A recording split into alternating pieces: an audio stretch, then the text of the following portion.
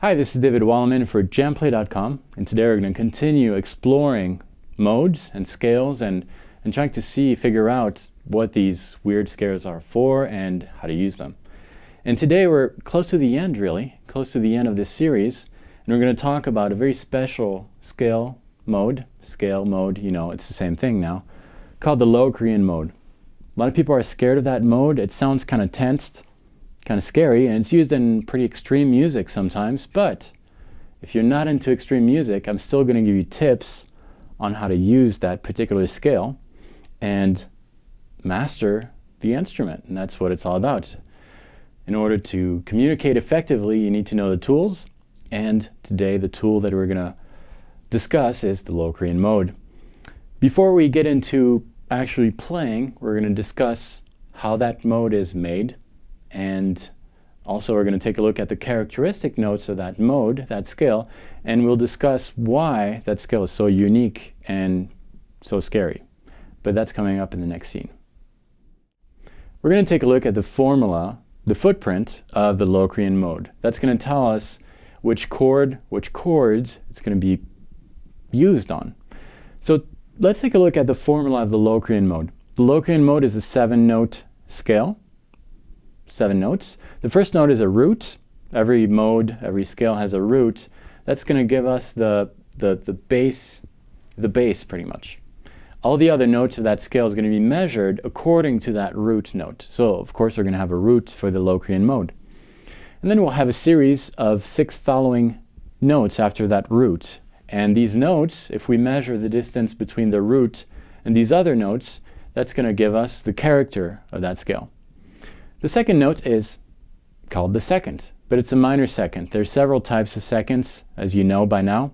We're going to have a minor second, which is the smallest interval that we have in Western music. Eastern music is based on quarter steps. If you ever looked at sitars and things like that, they've got tons of frets because they're based on quarter steps, but we've got half steps on our instrument. So we just have a half step between the root and the minor second, which creates already that sense of tension. If I have a root here on the 6th string, 5th fret, which is an A note, my minor second is only going to be a half step above. You already hear the tension there between these two notes. If I were to play the root and the minor second together, it would sound very, very tensed. Kind of too close for comfort there. So that's already one of the characteristic notes of the Locrian Mode, that minor second. Let's continue. We have a minor third. A minor third is a pretty common note. We've discussed commonly used minor modes before, and by now you know that minor modes are minor only because of the third. The third determines the nature of the scale or the mode. So minor third, minor scale. So we've got a minor third here. Moving on to the fourth note. The fourth note is a perfect fourth. So nothing to worry about here. We've heard about perfect fourths before in the previous lessons, and that's a very, very stable note. Nothing weird there. Moving on to the fifth note.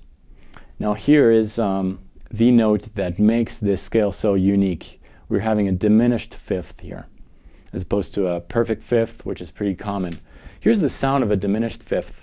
If I have a root on the 6th string, 5th fret, that's an A. A diminished fifth is going to be played on the 5th string, 6th fret. And these two notes together, that's quite tensed. And if you follow the previous lessons, we found that type of interval there in the Lydian mode. However, in the Lydian mode, that sound that we had was not because we had a diminished fifth, but because we had an augmented fourth. If you're unsure of what I'm saying, just go back to the previous lessons and check out all these lessons. They're very gradual, and you should understand everything that I'm talking about right now. So we have a diminished fifth. That's very tensed. That's also called a tritone. Tritone, three, tone, tones. We've got 3 tones, 3 full steps between the root and that diminished fifth. Very tensed interval. Moving on to the 6th, we have a minor 6th, and then the 7th. The 7th note of the Locrian Mode is a minor 7th. So we've got a lot of minor intervals in there, which is going to give it a dark kind of sound. And we have a diminished interval, so that's even darker, the diminished fifth. That's for the formula of the mode. Now, I know some of you might ask, why should we bother learning the formula? That's just knowledge, head knowledge, and what's the point? I just want to play guitar. And you're right, I do too. But this knowledge is going to be very helpful later when you're going to want to improvise over a chord progression and whatever you try just does not work. The answer is going to lie in the formulas of all these scales. So that's why it's really important to know these. Know the formula of the scale you're working with. Now you do, because I just showed you. Spend time memorizing this formula, and in the next section we're going to look at how we can apply this on the instrument, and we'll look at the position, the first position of the Locrian mode. Let's take a look at the first position of the Locrian mode in the key of A, which is pretty much on the center of the guitar, and A is a pretty popular key for guitar players. We just like to play in A because it's probably the first letter of the alphabet, and then we don't want to get confused going higher up, or I don't know. But we're going to work in A. So we've got an A on the 6th string, 5th fret. And if we follow the formula of the mode that we discussed previously, we're going to have a series of 7 notes. Root, minor 2nd, minor 3rd, perfect 4th, diminished 5th, minor 6th, and minor 7th. Let's take a look at these 7 notes here, how we can play them. We're going to play the root on the 6th string, 5th fret. And all the other notes are going to be measured according to that root. The minor 2nd is played on the same string, 6th string, 6th fret. Minor 3rd is played on the 6th string, 8th fret. So we got the first 3 notes here. And then I'm going to go to the perfect 4th, which is going to be played on the 5th string, 5th fret. The diminished 5th is on the 5th string, 6th fret. Minor 6th, 5th string, 8th fret. And minor 7th, 4th string, 5th fret. And we have our scale, our 7-note scale, the Locrian mode in the key of A. Here's how it sounds.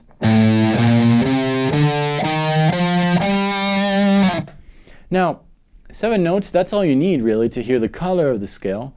But if you were to improvise using only these 7 notes I played, you'd be limited, pretty much. So we're going to add some notes, but we're not going to add random notes. We're going to add actually the same exact notes we played here, played an octave higher. And once again, if you're unsure of octaves, check out the first lesson of this series. It goes through all these. But just a reminder, an octave is pretty much the same exact note that you're starting from, played either higher or lower. But it's the same note. So if I have an A here, and I play an octave of that A, it's still going to be A. Just sounds a little higher. So we're going to develop the first position here.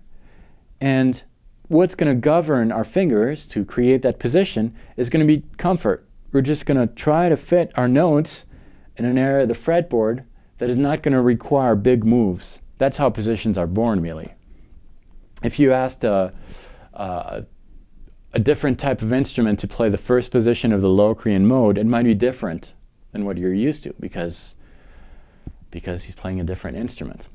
So let's check out the first position of the Locrian mode, and we're going to try to stick to this area of the fretboard here, pretty much between frets 5 and 8.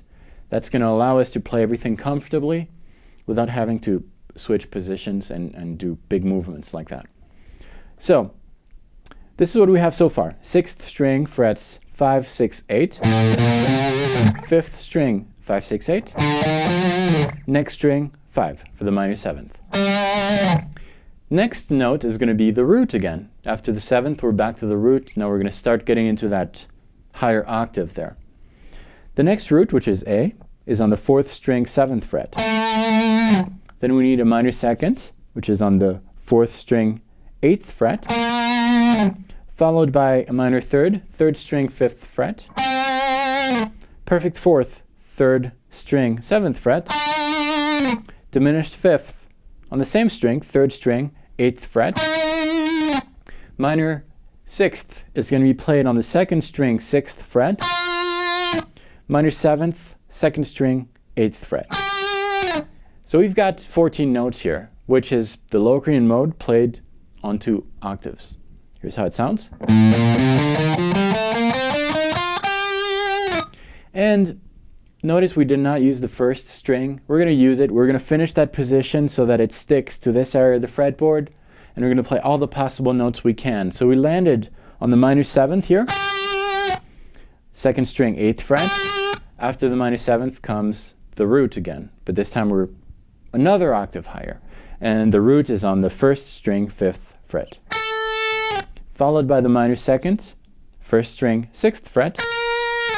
And the minor 3rd, first string, 8th fret. After the minor 3rd, there is a perfect 4th. I could play that perfect 4th, but that would mean that I'm going to have to shift my hand here, and I would be in another position.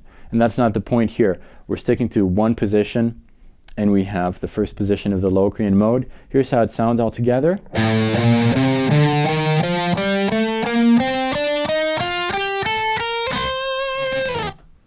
And that's the first position for the Locrian mode.